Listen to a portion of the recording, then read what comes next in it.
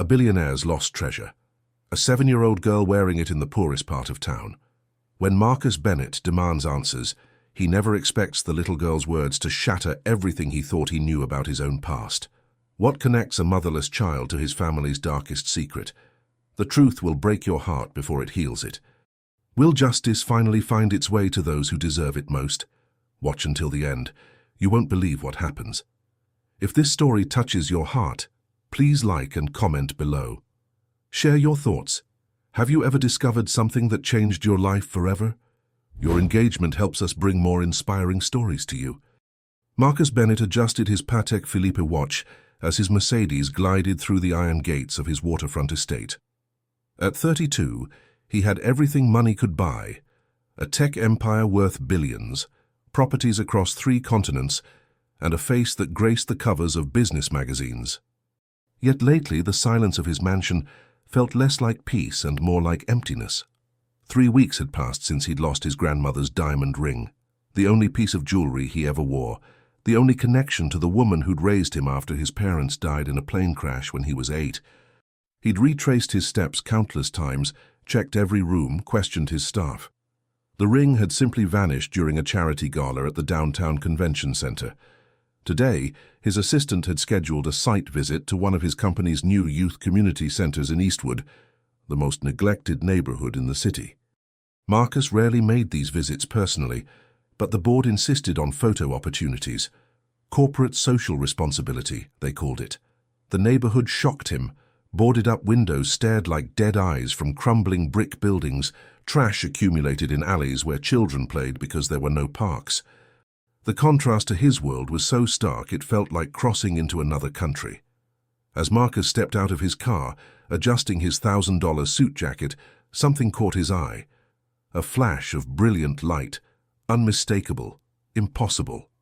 A little girl, no more than 7 years old, sat on the curb near a chain-link fence.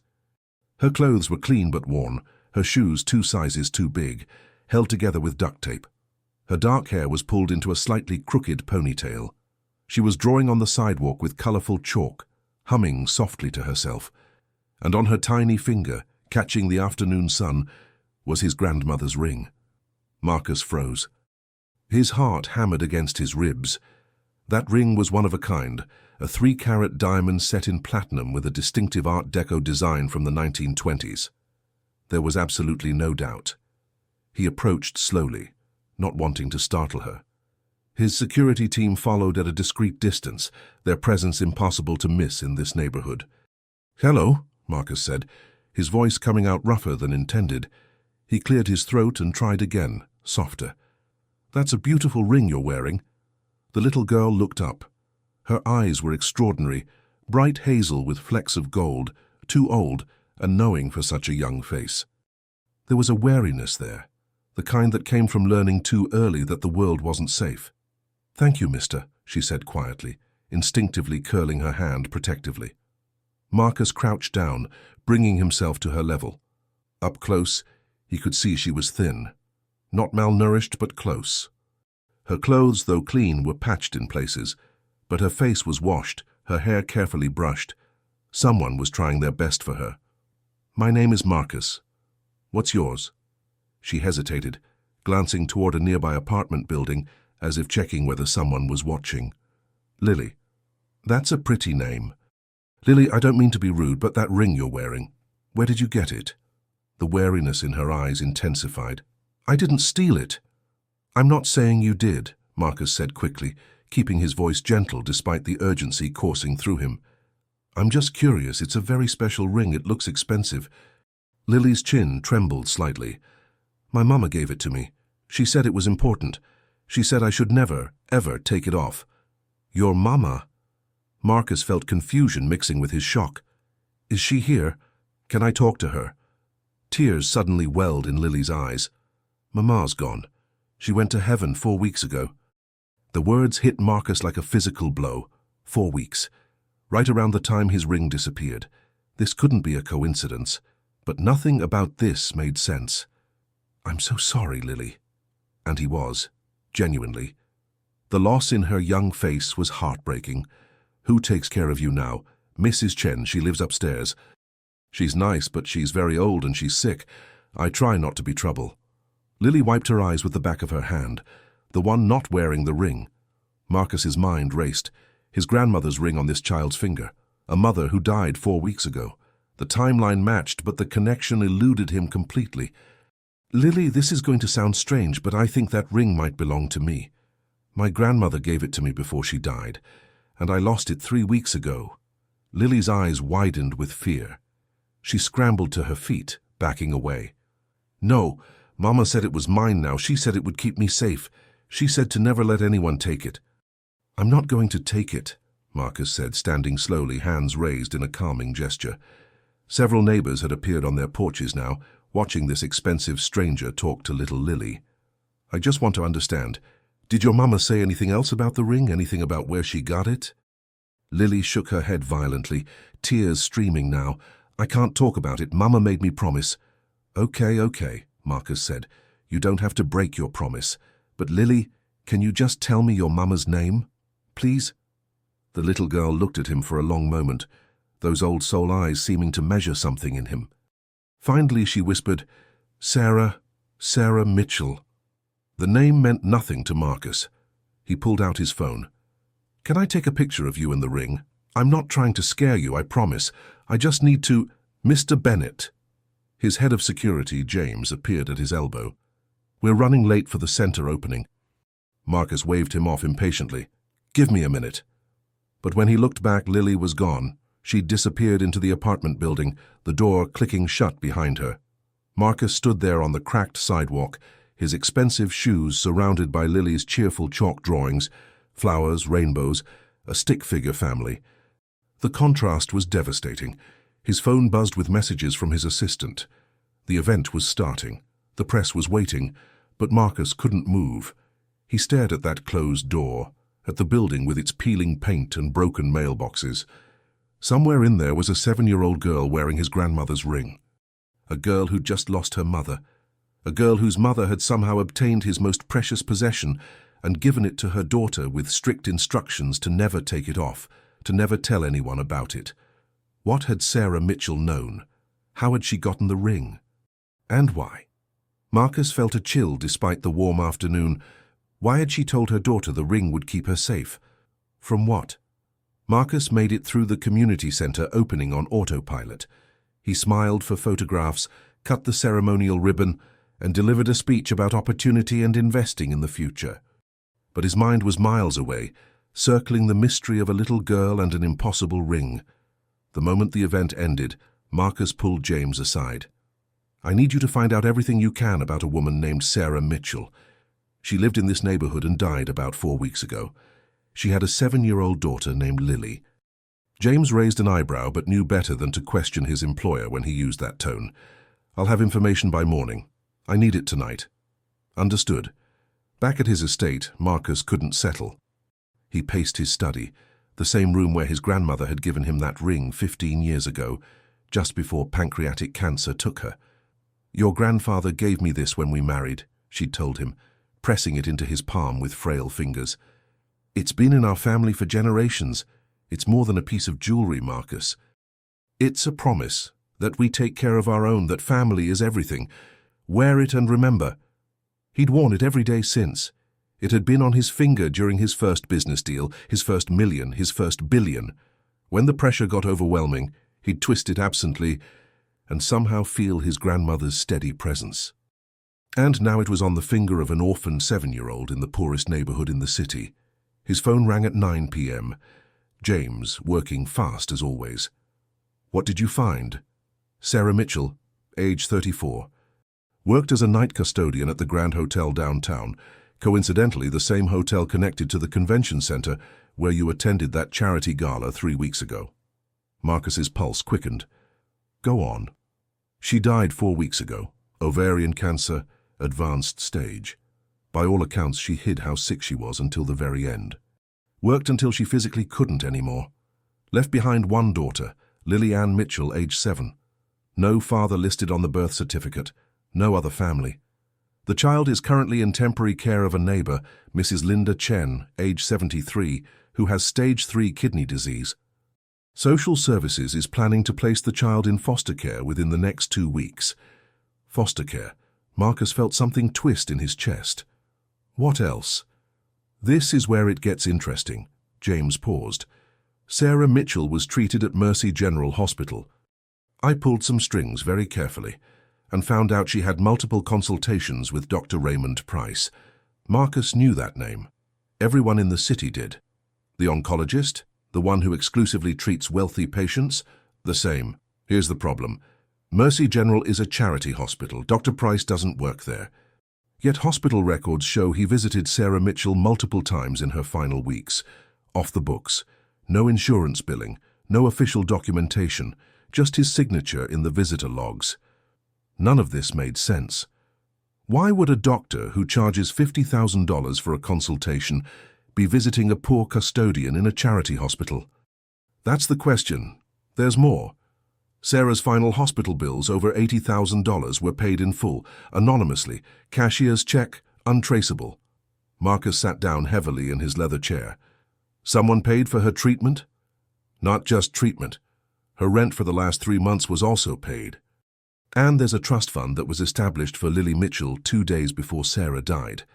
It's modest, $50,000, but it's there, managed by a law firm downtown. Which firm? Blackwood and Associates. Marcus knew them, old money lawyers, the kind who specialized in discretion. Find out who established that trust. I tried. They won't talk. Client confidentiality. Marcus stood and walked to his window overlooking the bay. The city lights sparkled like fallen stars. Somewhere out there, a little girl was going to bed in a run-down apartment, wearing a ring worth more than everything she owned combined, with no idea why her dying mother had given it to her. James, I want you to contact Blackwood and Associates first thing tomorrow. Tell them I want a meeting, today if possible. They won't breach confidentiality for... Tell them Marcus Bennett wants to discuss Sarah Mitchell and a diamond ring. See what happens. After James hung up, Marcus sat in the darkness of his study. He pulled up the photo he'd managed to snap of Lily before she ran. Her face was slightly blurred, but the ring was clear.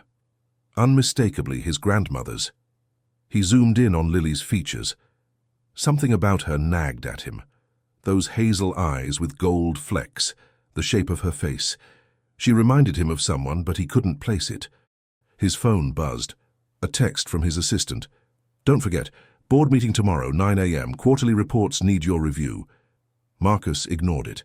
He had more important matters than quarterly reports. He looked at Lily's photo again, at her frightened eyes and protective grip on the ring. A 7-year-old who'd just lost her mother, who was about to be pulled into the foster care system, who'd been given his grandmother's ring with instructions to never take it off, to never tell anyone. She said it would keep me safe, Lily had said. Safe from what? The next morning, Marcus arrived at Blackwood and Associates at 7 a.m. before they officially opened. He'd barely slept. The receptionist seemed surprised to find him waiting in the lobby, but one look at his face told her not to argue. By 7:30, he was sitting across from Harrison Blackwood himself, a man in his 70s with steel-grey hair and eyes that had seen too many secrets. Mr. Bennett, I admit I didn't expect to see you here. I didn't expect to be here, Marcus replied, but I need answers about Sarah Mitchell and the trust fund established for her daughter.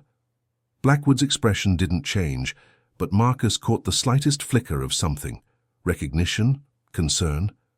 I'm afraid client confidentiality prevents me from... The child is wearing my grandmother's ring. Marcus leaned forward. A ring that went missing 3 weeks ago. Sarah Mitchell died 4 weeks ago after receiving private treatment from one of the city's most exclusive oncologists. Someone paid her bills, paid her rent, established a trust for her daughter, and somehow my grandmother's ring ended up on that little girl's finger, with instructions to never take it off. So you'll understand why I need to know what the hell is going on.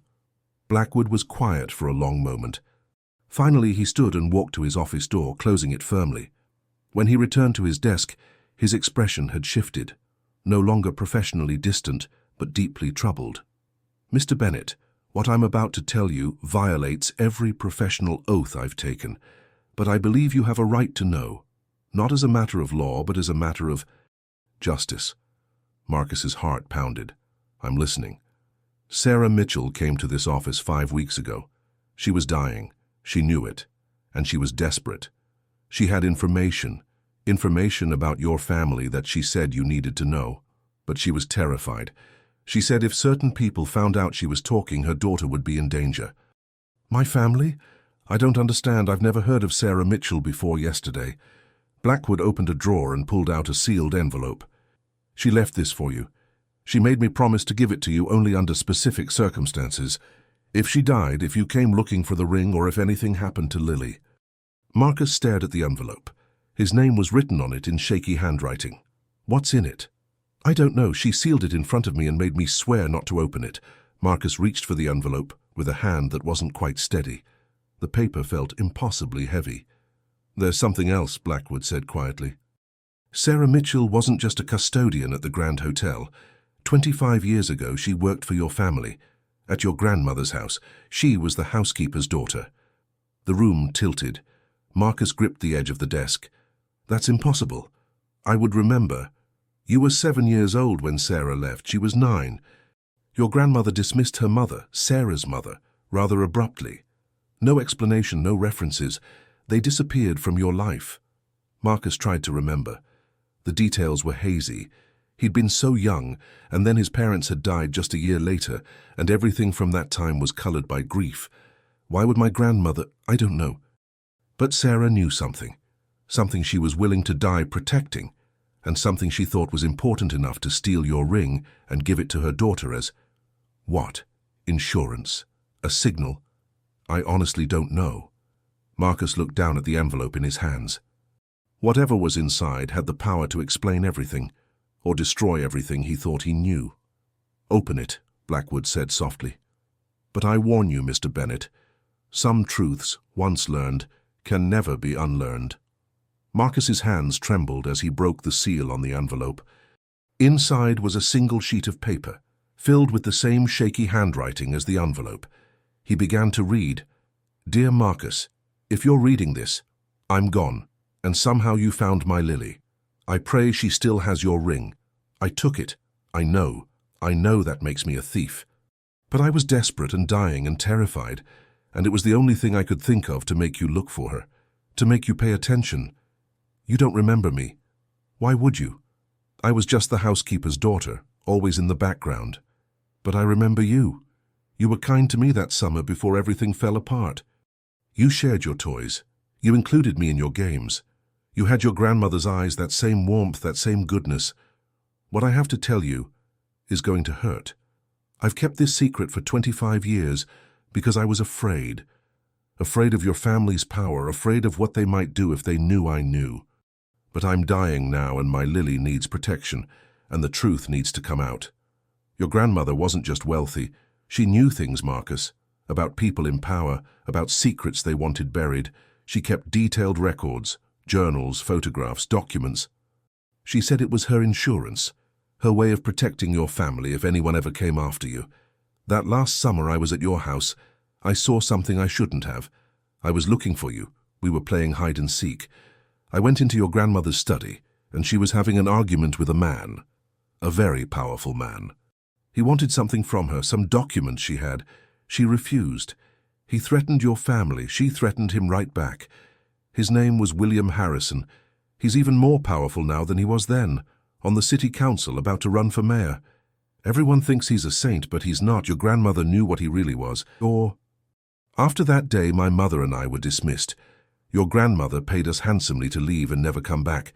She was protecting us, I realize now, but she was also making sure I couldn't tell what I'd seen. Marcus, 3 weeks before I stole your ring, someone came to see me. A man who said he worked for Harrison. He knew I'd worked for your family. He knew I'd been there that summer. He wanted to know what I remembered, what I'd seen, what your grandmother might have told me. I lied. I said I remembered nothing. But he didn't believe me. He said he'd be watching. He said if I talked to anyone about what I'd seen, there would be consequences. 2 days later, I had a seizure at work. That's when they found the cancer. Stage 4. It had probably been growing for years, but suddenly it was everywhere, aggressive and unstoppable. Maybe it was just Terrible luck. Maybe it was coincidence. But Marcus, I don't believe in coincidences anymore. I knew I was dying. I knew my Lily would be alone. And I knew that man was still watching. So I took your ring, the one thing that would make you look for answers, make you dig into my life, make you connect the dots. I gave it to Lily and told her it was special, that it would protect her. Because I'm hoping you'll protect her now. Your grandmother's journals are still hidden somewhere. She told me once, in a moment of kindness during that last summer, that the truth was always hidden in plain sight. I think she meant it literally. Find those journals, Marcus. Find out what William Harrison doesn't want you to know, and please, please, keep my daughter safe. I'm sorry I couldn't be braver when I was alive. I'm sorry I couldn't tell you this in person. I'm sorry for stealing from you. But I'm not sorry for trying to save my daughter. She's all that matters now. Sarah Mitchell. Marcus read the letter 3 times, each word sinking deeper into his consciousness, like stones into dark water. William Harrison. William. The name echoed in his memory. He'd seen it recently in the business section of the newspaper. Harrison was indeed running for mayor, leading in all the polls, championed as a reformer who would clean up city corruption. Did you know about this? Marcus looked up at Blackwood, his voice hoarse. The lawyer shook his head slowly. I knew she was frightened. I knew she believed your grandmother had been silenced somehow, but I didn't know specifics. And Marcus, I have to tell you, your grandmother's death 23 years ago was ruled natural causes. Heart failure. She was 78. There was no investigation. Because there was no reason to investigate, Marcus said bitterly. Just an old woman dying of a heart attack. Convenient timing, wasn't it? Right after she refused to hand over whatever Harrison wanted. You're talking about murder, about conspiracy. These are serious accusations against one of the most powerful men in the city. I'm talking about the truth. Marcus stood, suddenly unable to sit still. He paced Blackwood's office, his mind racing. My grandmother kept journals, detailed records. Sarah said they're hidden somewhere, hidden in plain sight. Your grandmother's estate was distributed years ago. Her house was sold. If there were journals, they would have been found. Unless someone didn't want them found. Marcus stopped pacing. Who handled her estate? Your parents had died the year before. You were only 8, so the estate went into trust. The trustees were. Blackwood pulled up old files on his computer. Richard Thornton, your grandmother's attorney at the time, and? Blackwood's face went pale. And William Harrison. He was listed as a family friend, appointed as co-trustee to oversee your interests until you came of age. The room seemed to spin. Harrison had access to everything. Her house, her papers, her financial records. If she had journals, he could have destroyed them. Or taken them, Blackwood said quietly, as insurance, just as she kept them as insurance against him. Marcus pulled out his phone. James, I need you to dig into everything about William Harrison. I want to know every property he owns, every business he's connected to, every person who works for him. And I need you to find out who else had access to my grandmother's house after she died, who was there during the estate sale, who— Mr. Bennett, Blackwood interrupted.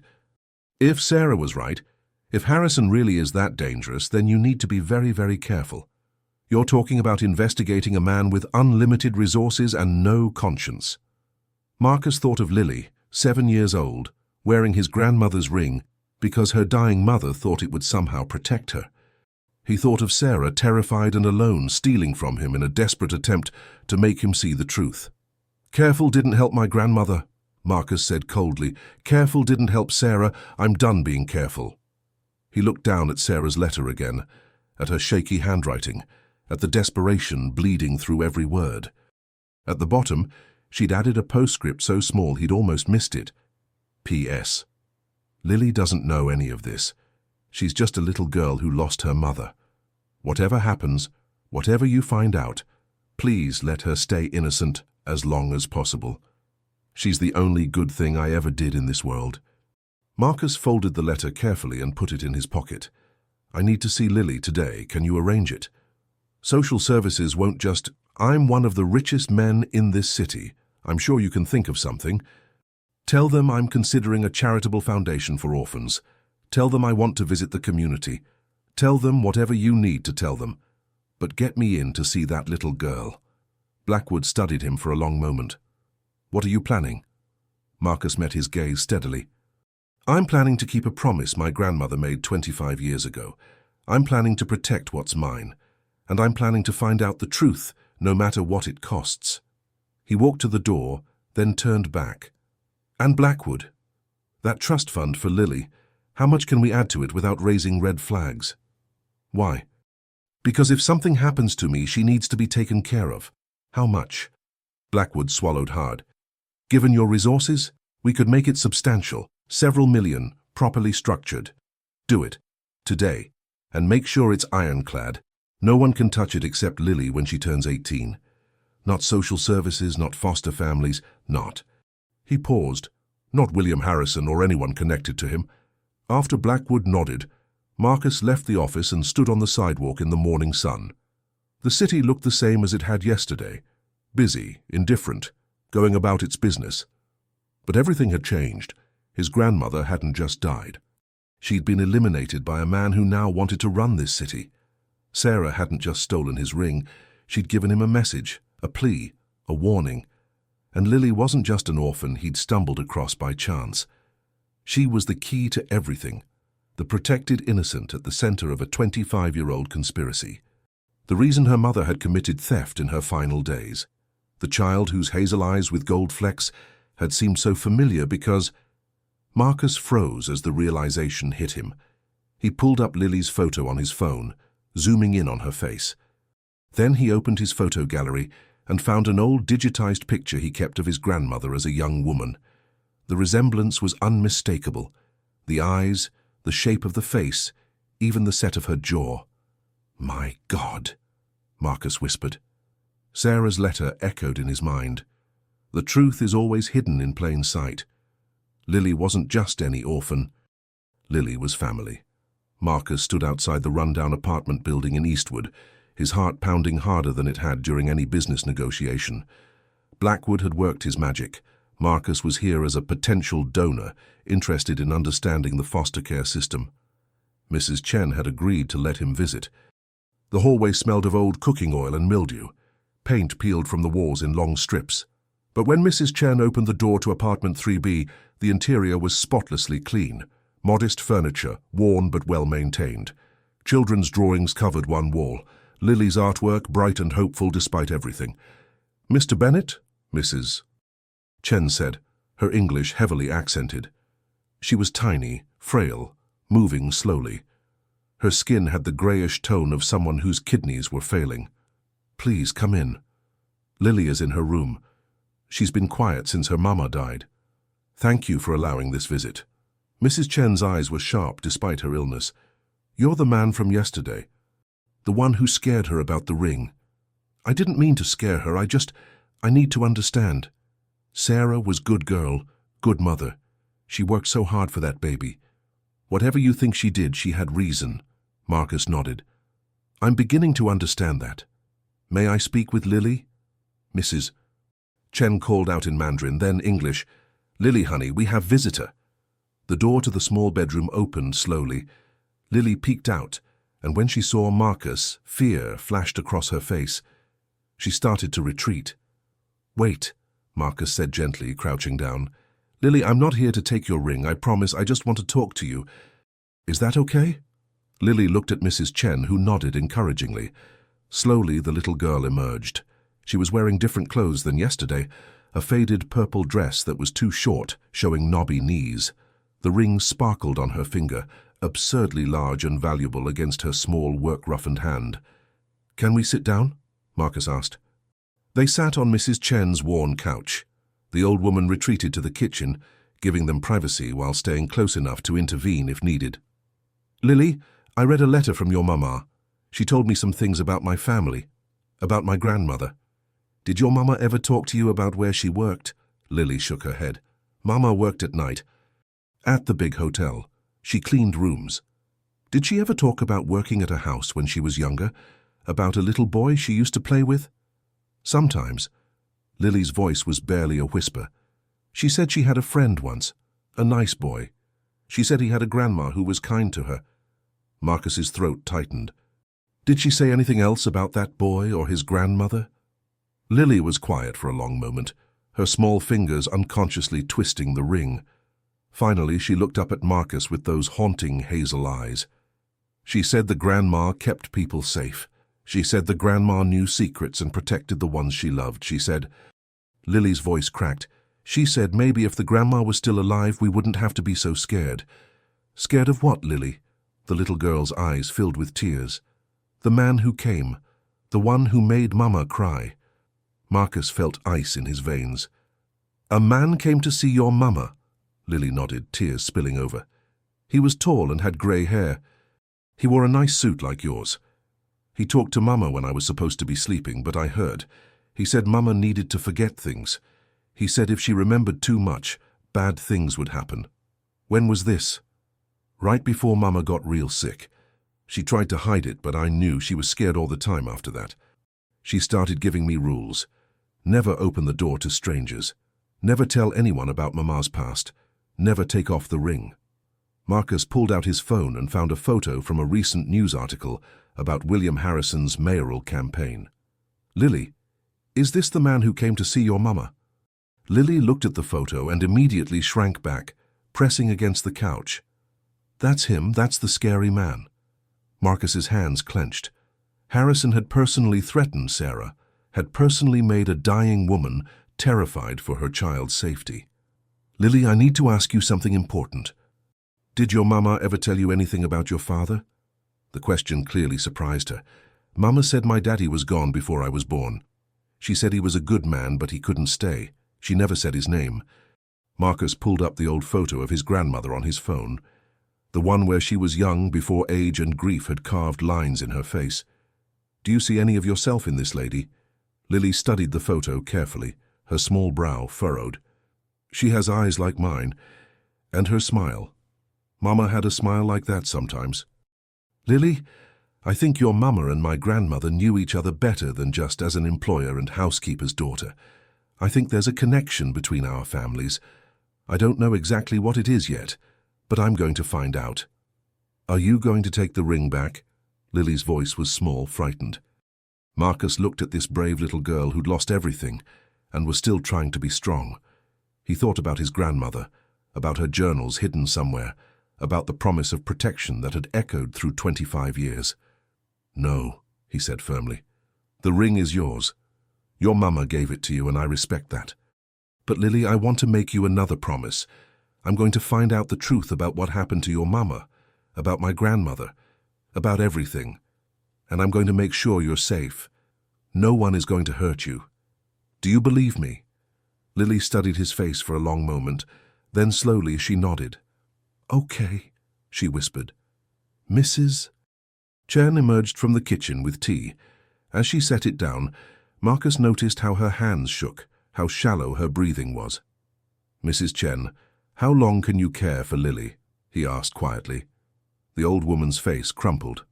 Social services say 2 more weeks. Then my treatments. I cannot keep her.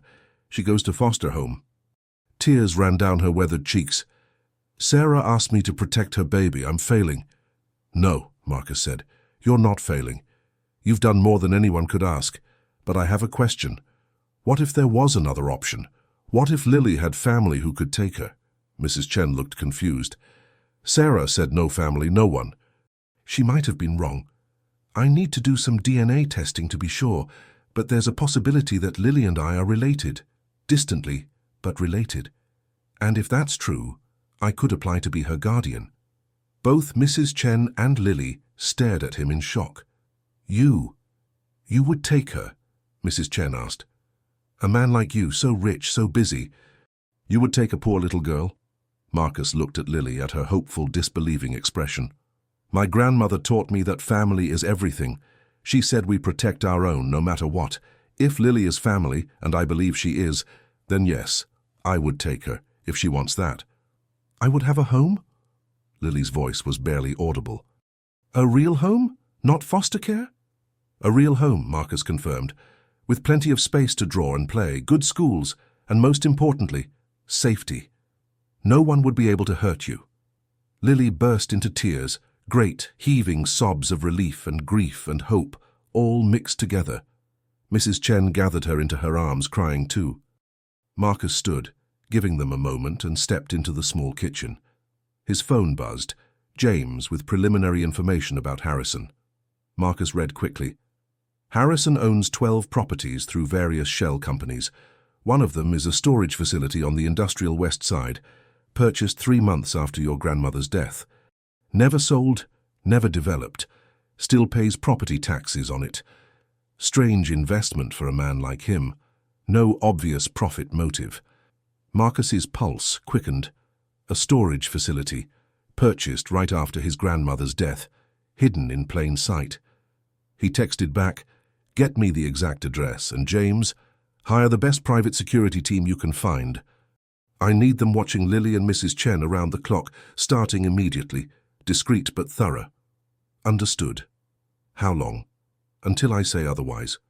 And James, make sure they're armed. When Marcus returned to the living room, Lily had calmed down. She looked at him with red-rimmed eyes. "Can I ask you something?" she said. "Anything. Are you the nice boy from Mama's stories? The one who was kind to her?" Marcus felt something crack in his chest. "Yes, Lily, I think I am." She slipped off the couch and walked over to him. Then, without warning, she threw her small arms around his waist and hugged him tight. Marcus stood frozen for a moment, then carefully put his arms around her, feeling how tiny and fragile she was. "Thank you," Lily whispered against his expensive suit jacket. "Thank you for coming to find me." "I'm going to make everything right," Marcus promised. "Whatever it takes." As he held this child who might be family, who was definitely under his protection now, Marcus thought about William Harrison, about a storage facility that made no business sense, about journals that might contain evidence of crimes spanning decades. The game had changed. This wasn't just about recovering his grandmother's ring or satisfying his curiosity. This was about protecting an innocent child from a dangerous man. This was about justice delayed, but not denied. Harrison had made his first mistake when he threatened Sarah. His second mistake was thinking Marcus wouldn't figure it out. There wouldn't be a third. The storage facility was exactly as unremarkable as James had described. Located in a forgotten industrial area where factories had closed decades ago, it consisted of rows of corrugated metal units behind a chain-link fence. The sign read, "Secure Space Storage," but looked like it hadn't been updated since the 80s. Marcus sat in his car across the street at 3 a.m. watching. He'd spent the last 2 days making arrangements, DNA tests ordered, results in 3 days, lawyers preparing guardianship papers, security teams deployed to protect Lily and Mrs. Chen, and researching everything he could about this property. Harrison owned it through a shell company called Heritage Properties LLC. The storage facility had exactly one tenant, Heritage Properties itself. Unit 247, rented continuously for 23 years, paid automatically from an account that Harrison's people controlled. "This is insane," James said from the driver's seat. "We should have law enforcement with us. And tell them what? That we're breaking into a storage unit based on a dead woman's letter and a hunch? Harrison has half the city council in his pocket. We need evidence before we can go official. Breaking and entering is still breaking and entering, which is why you're staying in the car." Marcus pulled on black gloves. "If this goes wrong, you were never here, understood?" James muttered something that might have been agreement or a curse. Marcus had spent hours studying the security system. It was old, basic, good enough to deter random thieves, but not designed to stop someone with resources and determination. The cameras were positioned for show more than effectiveness, and crucially, there was no guard on duty between midnight and 6 a.m. It took Marcus 12 minutes to bypass the fence, avoid the camera sight lines, and reach Unit 247. The lock was industrial grade, but not electronic. Marcus had learned to pick locks as a teenager, a skill his grandmother had encouraged, saying one should never be trapped by something as simple as a locked door. The lock clicked open. Marcus's heart hammered as he pulled the door up slowly, wincing at every squeak of metal. Inside was darkness. He pulled out his flashlight and stepped in. The storage unit was 10 feet by 20 feet, climate-controlled, and it was filled with boxes. dozens of them, neatly labeled and organized. Marcus approached the nearest one, his hands shaking slightly. The label read, Bennett Family, Financial Records, 1995 and 1998. Marcus opened the box with something like reverence. Inside were meticulously organized files, bank statements, investment records, business correspondence. But as Marcus dug deeper, he found something else. Handwritten notes in his grandmother's elegant script, detailing discrepancies, suspicious transactions, questions she'd been asking. He moved to another box. City Council, Development Projects 1997 to 2000. This one contained meeting minutes, memos, architectural plans. But again, his grandmother's notes were there, highlighting irregularities. Bids that seemed predetermined. Contracts awarded to companies that didn't exist. Money disappearing into dead ends. Box after box revealed the same pattern. His grandmother had been investigating something, building a case, documenting corruption that stretched across the city's power structure. And then Marcus found them, 3 leather-bound journals, each one thick with his grandmother's handwriting. His hands trembled as he opened the first one. The date at the top of the first page was June 15th, 1998, 1 month before his parents died. I've confirmed it now. The plane crash wasn't an accident. Richard's investigation was getting too close to the development scheme, and they needed him silenced. My son, dead because he was an honest man who wouldn't look away from corruption. Jennifer, dead because she was with him. And William Harrison orchestrated it all. Marcus couldn't breathe. The words swam before his eyes. His parents, not an accident, murder. He forced himself to keep reading. I have evidence. Maintenance records showing the plane was serviced by a company Harrison controls. The mechanic who did the work disappeared 3 days after the crash. The insurance investigator who tried to look deeper was reassigned. All threads lead back to William. But I can't go to the police. Harrison has too many friends in law enforcement. I need to be smart. I need to protect Marcus. He's only 8 years old, orphaned because of the monsters running this city. I've started consolidating everything I know, every questionable deal, every suspicious death, every payment that doesn't add up. William doesn't know I've been documenting this for years. When I have everything organized, when I have it secured, then I'll move. But for now I wait, and I keep my grandson safe. Marcus sank to the floor, his legs unable to hold him. His parents, murdered, for trying to expose corruption. He flipped through the journal with shaking hands. His grandmother detailed everything. Harrison's rise to power built on intimidation and elimination of threats. Shell companies funneling money. Zoning decisions bought and paid for. Rivals who mysteriously withdrew from elections or suffered accidents. And then, in an entry dated August 3rd, 2000, William came to see me today. He knows I've been investigating. He wants my documentation. He threatened Marcus, said accidents could happen to young boys too.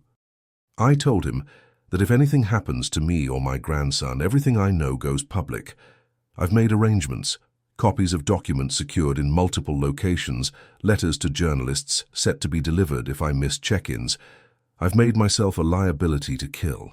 But I'm 78 years old. My heart isn't strong. William said he'd wait. Said old ladies die of natural causes all the time, and once I'm gone, Marcus will be alone. And then Harrison, as trustee, will have access to everything. He's patient. I'll give him that.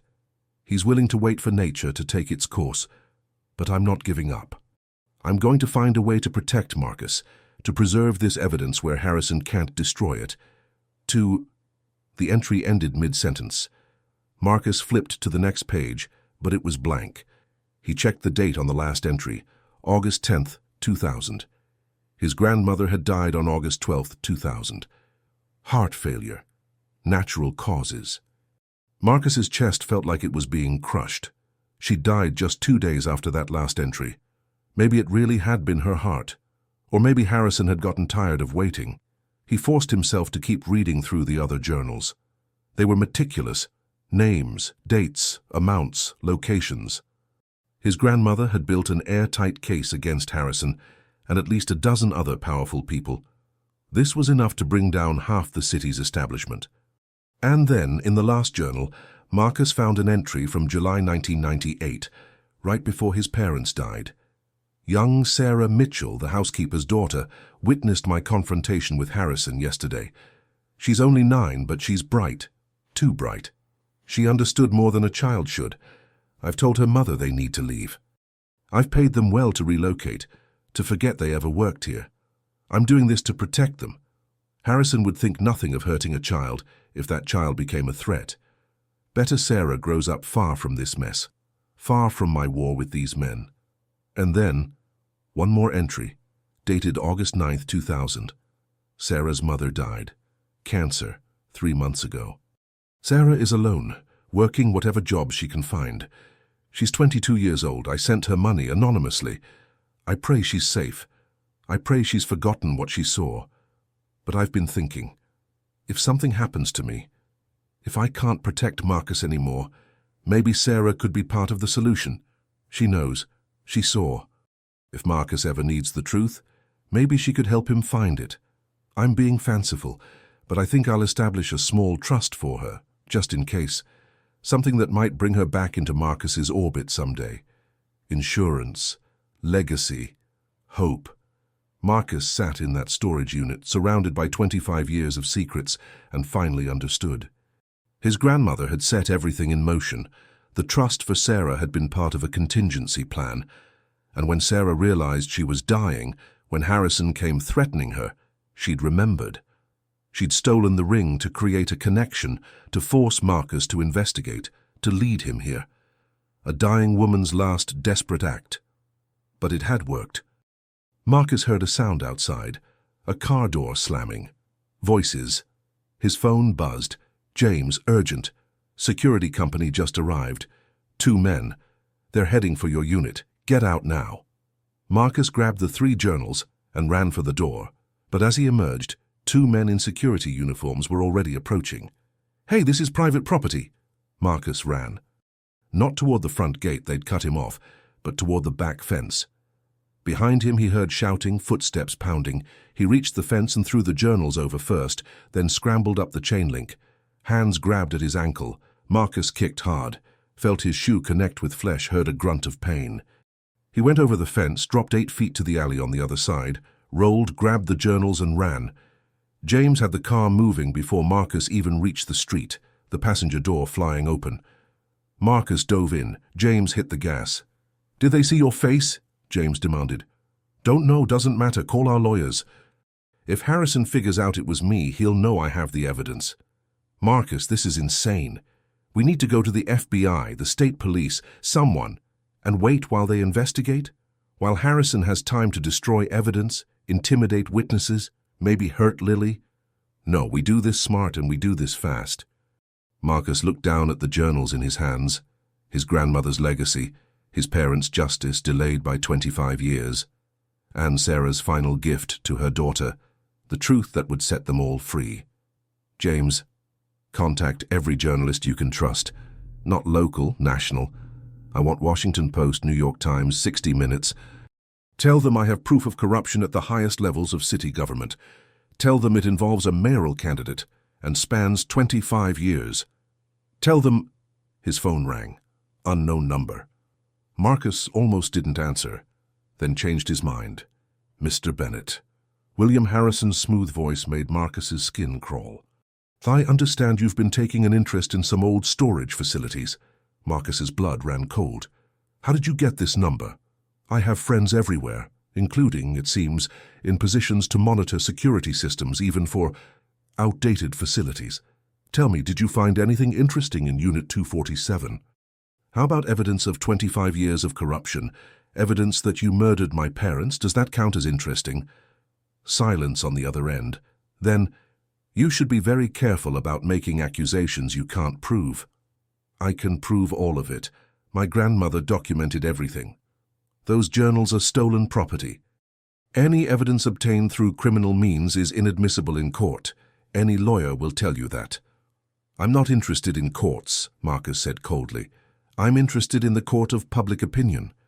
Wonder how your mayoral campaign will go when the Washington Post publishes my grandmother's documentation of your crimes." Another pause.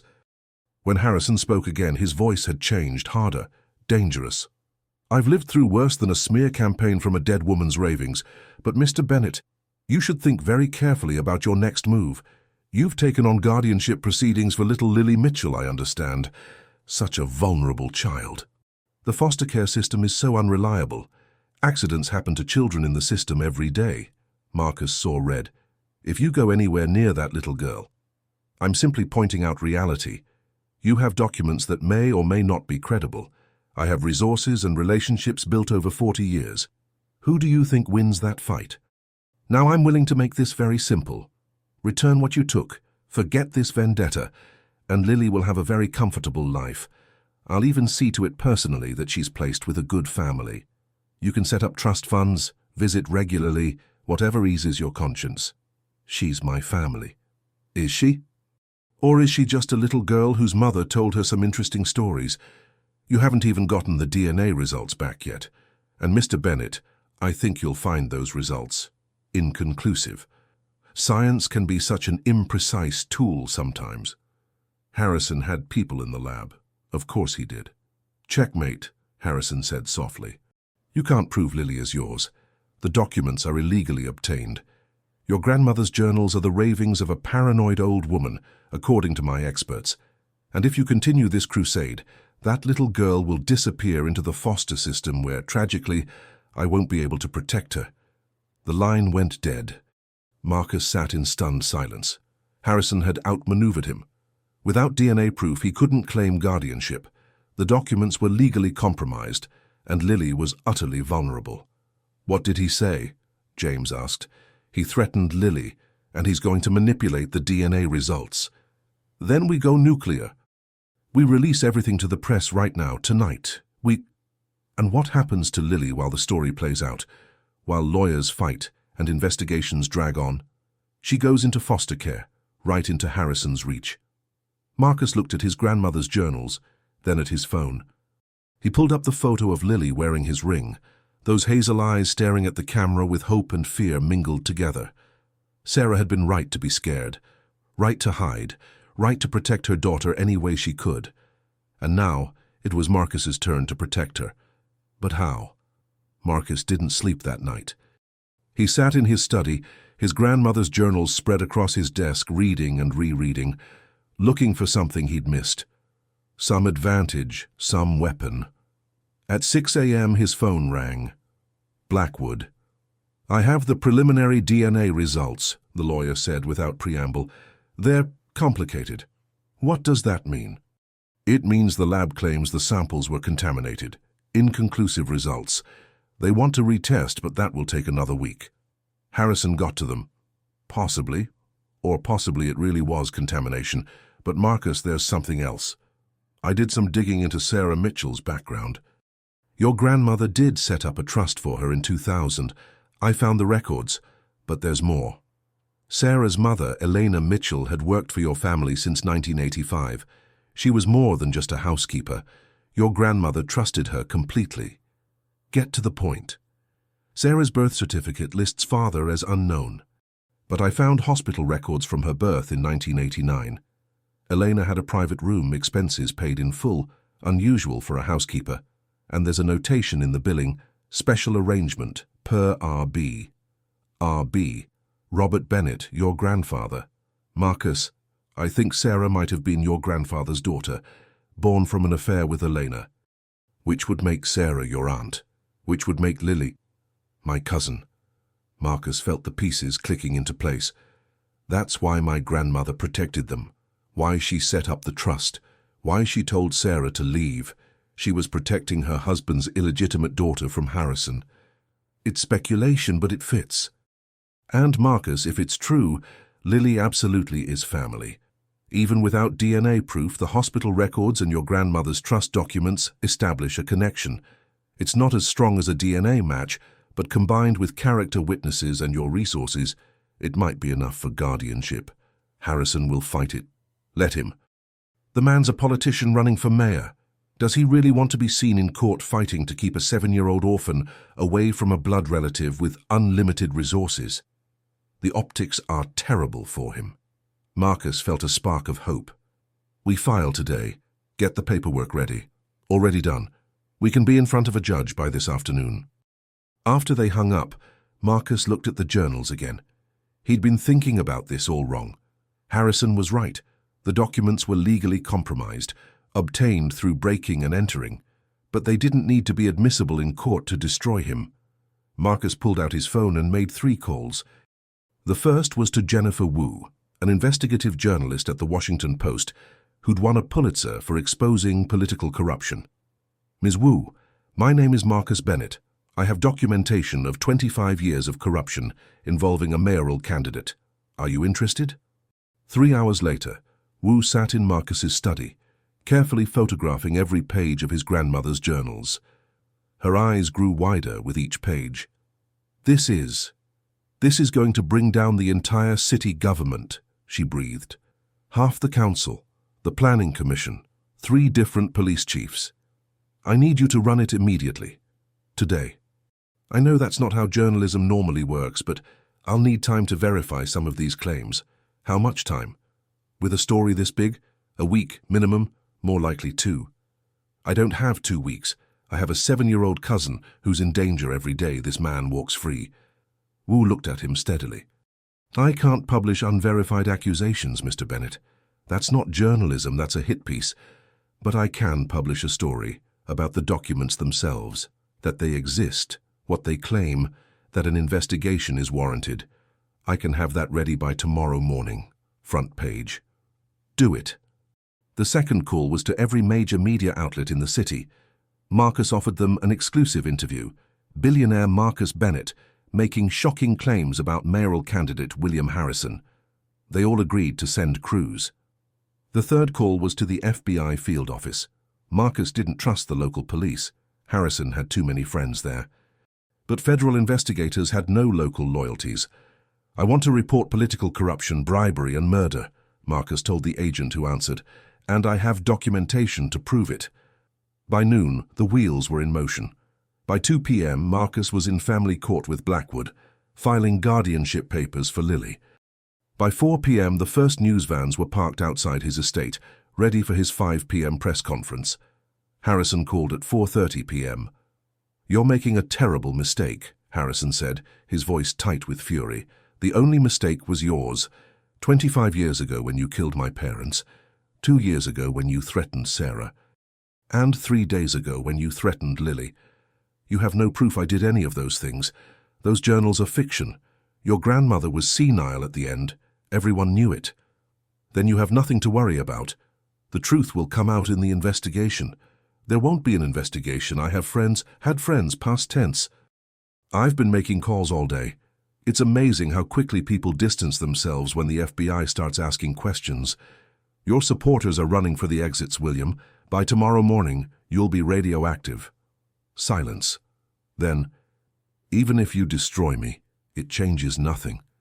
Your parents are still dead. My life's work stands. The developments are built, the deals are done, the money is spent. You're burning down the city for revenge that won't bring anyone back. I'm not burning down the city. I'm disinfecting it. There's a difference." Marcus paused. "And William, about Lily? I'm taking her home today. The judge signed the temporary guardianship order an hour ago. She's my family, and she's under my protection now. If anything happens to her, anything at all, I'll make sure everyone knows exactly who to blame." "You self-righteous." Marcus hung up. His hands were shaking, but not with fear, with triumph. At 5 p.m., Marcus stood before a bank of cameras and reporters. Behind him, projected on a large screen, was a photo of his grandmother holding him as a young boy. 25 years ago, Marcus began, my grandmother, Eleanor Bennett, discovered evidence of widespread corruption in city government. Before she could act on that evidence, she died, officially of heart failure, but I believe she was murdered. 1 year before that, my parents died in what was ruled an accidental plane crash. I now have evidence that crash was sabotage. The crowd of reporters erupted with questions. Marcus raised his hand. I'm not going to take questions now, but I am going to release documentation that my grandmother compiled over years of investigation. You'll find evidence of bribery, fraud, intimidation, and murder spanning 2.5 decades. The common thread in all of it is William Harrison, currently running for mayor of this city. Camera flashes exploded. Behind the reporters, Marcus could see his security team keeping watch. And somewhere in his estate, in a bright bedroom that had been prepared in just 2 days, Lily was safe. He'd picked her up from Mrs. Chen's apartment that afternoon. The little girl had been quiet in the car, overwhelmed. When they'd arrived at the estate, and Marcus had shown her to her new room, painted soft purple, with new furniture and shelves waiting for books and toys, she'd stood in the doorway, frozen. "This is all for me," she'd whispered. "All for you. And Lily? You're safe now. I promise." She'd looked up at him with those hazel eyes, his grandmother's eyes, his grandfather's eyes, and smiled, a real smile, the first he'd seen from her. "Can I call you Uncle Marcus?" His throat had tightened. "I'd like that very much." Now, standing before the press, Marcus felt his grandmother's presence, felt his parents watching, felt Sarah's spirit, finally able to rest knowing her daughter was protected. "I'm releasing these documents to multiple news organizations," Marcus continued. "The FBI has been provided with copies. The State Attorney General's office has copies. This information cannot be buried or destroyed. The truth is out." "Mr. Bennett," a reporter shouted, "are you accusing William Harrison of murder?" "I'm presenting evidence and letting investigators draw conclusions. But yes, I believe Harrison orchestrated my parents' deaths to prevent my father from exposing his corruption. I believe he intimidated and threatened witnesses for decades. And I believe he threatened a 7-year-old orphan to try to keep these secrets buried. Where is this child now? Under my protection, where Harrison can never reach her. She's my family, and I'll defend her with everything I have." The press conference lasted 90 minutes. By the time Marcus finished, every news outlet in the country was running the story. Harrison's campaign website crashed from the traffic. 3 of his major donors publicly withdrew their support. By 8 p.m., Harrison issued a statement calling Marcus's accusations baseless slander from a disturbed individual abusing his wealth and platform. By midnight, the first city council member mentioned in the documents resigned. By 3 a.m., the FBI announced a formal investigation into corruption allegations spanning the past 25 years. By dawn, William Harrison withdrew from the mayoral race, citing unforeseen personal matters. Marcus watched the sun rise from his study window. He hadn't slept, but he wasn't tired. The journals sat on his desk. He'd made dozens of copies before handing them over. His grandmother's legacy, preserved. A soft knock on the door.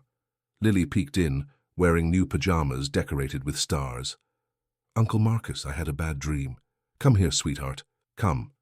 She padded across the room and climbed into his lap, something she'd never done before. Marcus wrapped his arms around her, feeling her small heart beating against his chest. "I dreamed the scary man came back," Lily said quietly. "He can't hurt you anymore, I promise. And Lily, I got the DNA results. They were trying to hide it, but I had a second test done at a different lab. Do you know what they showed?" She shook her head against his shoulder. "They showed that you and I are family, real, blood family. Your grandpa was my grandpa, which makes us cousins." Lily pulled back to look at him, her eyes wide. "Really? We're really family?" "Really, which means this is your home now, forever. No foster care, no temporary arrangements. You're a Bennett, and Bennetts take care of their own." Tears welled in Lily's eyes, but she was smiling. "Mama said the ring would protect me. She was right." Marcus looked at the ring still on Lily's finger. His grandmother's ring, passing from one generation to the next, creating connections and revealing truths. "Your mama was very brave. She loved you so much." "I know." Lily leaned against him again. "Uncle Marcus, can I keep drawing on the driveway like I did at Mrs. Chen's? I like drawing with chalk. You can draw wherever you want. In fact, why don't we buy you an easel? And paints, would you like that?" "Really?" Her voice was filled with wonder. "Oil paints like real artists use?" "Whatever you want. We'll set up an art studio for you." They sat together, watching the sun paint the sky in shades of pink and gold. Outside, the world was waking to the story that would reshape the city. Inside, a family, broken and reassembled, tested and strengthened, was healing. Marcus's phone buzzed. Jennifer Wu. Story goes live in 30 minutes. This is going to change everything. Thank you for trusting me with this. Harrison called one last time at 7 a.m. Marcus almost didn't answer, but something made him pick up. You've destroyed me, Harrison said. His voice sounded old suddenly, defeated. 40 years of work, gone. You destroyed yourself. You destroyed my parents. You destroyed Sarah. And you almost destroyed a little girl. This is just consequences catching up. Eleanor would have been proud of you. She always said you had her steel spine. The admission caught Marcus off guard. Did you kill her? A long pause. Then, no. Her heart really did fail. But I was glad when it did. And I waited, thinking once she was gone I could finally bury all of this. I never expected a dead woman to still be fighting me 23 years later. And I never expected a housekeeper's daughter to be brave enough to come back from the grave. Sarah was braver than you'll ever be. Perhaps. But Bennett, this isn't over. I may be finished, but there are others. Others who benefited from what we built, who have just as much to lose. Watch your back. And watch that little girl. The line went dead. Marcus looked down at Lily, now dozing in his arms, peaceful and safe. He thought about his grandmother's final journal entry, about protecting the ones you love, about the long arc of justice. The fight might not be over. Others might come. But Marcus Bennett had learned from the best. His grandmother, who'd fought in shadows for years. Sarah, who'd sacrificed everything for her daughter. And now Lily, who'd survived loss that would break most adults. They were all fighters, all survivors, all family. And family, as his grandmother always said, was everything. Marcus carried Lily to her new room, tucked her into bed, and kissed her forehead. As he turned to leave, she mumbled sleepily, "Love you, Uncle Marcus." He froze, then smiled, tears in his eyes. "I love you too, Lily. Welcome home." The diamond ring caught the morning light, still on her finger, still keeping its promise, still connecting past to present, grief to hope, loss to love. And in that moment, Marcus knew this was what his grandmother had been protecting all along, not just secrets or documents or evidence, but the possibility of family, of redemption. Of second chances. The truth hadn't just set them free, it had brought them home. The end.